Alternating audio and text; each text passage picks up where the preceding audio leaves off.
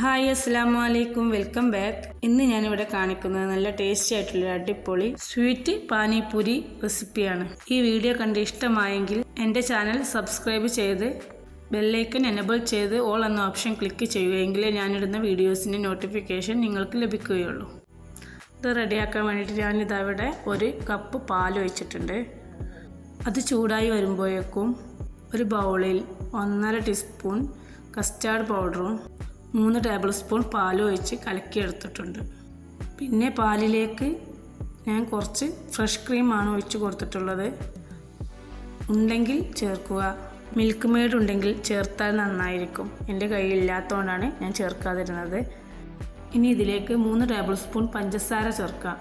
നന്നായി ഇളക്കിയതിന് ശേഷം നമ്മൾ കലക്കി വെച്ച കസ്റ്റാർഡ് അതിലേക്ക് ഒഴിച്ച് കൊടുക്കുക. നന്നായി ഇളക്കി കൊടുക്കുക, കട്ട പിടിക്കാതിരിക്കാൻ ശ്രദ്ധിക്കുക. ചെറു തീയിൽ വേവിക്കുക. കസ്റ്റാർഡ് റെഡിയായതിന് ശേഷം അത് ഫ്രിഡ്ജിൽ വെച്ച് നന്നായി തണുപ്പിച്ചെടുക്കും. അത് വെന്ത് മാറ്റി വെച്ചിട്ടുണ്ട്. ഇനി പാനിപൂരി പൊരിച്ചെടുക്കാം. അതിന് വേണ്ടിയിട്ട് എണ്ണയിലോട്ട് അതിൻ്റെ ചിപ്സ് ഇട്ട് പൊരിച്ചെടുക്കും. കുട്ടികൾക്കൊക്കെ നല്ല ഇഷ്ടമാവും. നല്ല അടിപൊളി റെസിപ്പിയാണ്, നല്ല ടേസ്റ്റ് ഉണ്ട് കേട്ടോ. എല്ലാവരും ഒന്ന് ട്രൈ ചെയ്ത് നോക്കണേ, അടിപൊളിയാണ് കേട്ടോ. എപ്പോഴും നമ്മൾ എരിവുള്ളതല്ലേ കഴിക്കുന്നത്, ഇങ്ങനെ ഒന്ന് കഴിച്ച് നോക്കണേ. അങ്ങനെ മുഴുവനും കോരി മാറ്റിയിട്ടുണ്ട്. ഇനി നമുക്ക് കസ്റ്റാർഡ് നന്നായി തണുത്തതിന് ശേഷം നമുക്കത് എടുത്ത് അതിലേക്ക് കുറച്ച് ഐസ്ക്രീം ചേർത്ത് ഇളക്കി യോജിപ്പിക്കുക.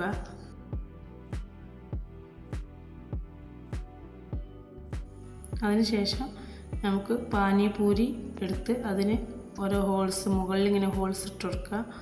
അതിലേക്കാണ് ഇത് നിറച്ച് കൊടുക്കാനുള്ളത്. അതിന് വേണ്ടിയിട്ട് അങ്ങനെ ആദ്യം ഞാൻ കുറച്ച് ഐസ്ക്രീമാണ് ഇതിൽ ചേർത്ത് കൊടുക്കുന്നത്. പിന്നെ അതിന് മുകളിൽ കുറച്ച് ബദാമും കുറച്ച് പൊട്ടുകടലല്ലേ, അതാണ് ഇട്ട് കൊടുക്കണേ. പിന്നെ കുറച്ച് അനാറും ഉണ്ട്, അതും ഇട്ട് കൊടുക്കുന്നുണ്ട്.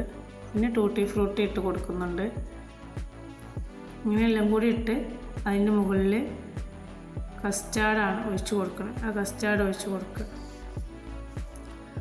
അതിന് മുകളിൽ വീണ്ടും ഡെക്കറേറ്റ് ചെയ്ത് കൊടുക്കുക. ഇങ്ങനെ എല്ലാ പൂരിയിലും ഇങ്ങനെ നിറച്ച് കൊടുക്കുകയാണ് വേണ്ടത്.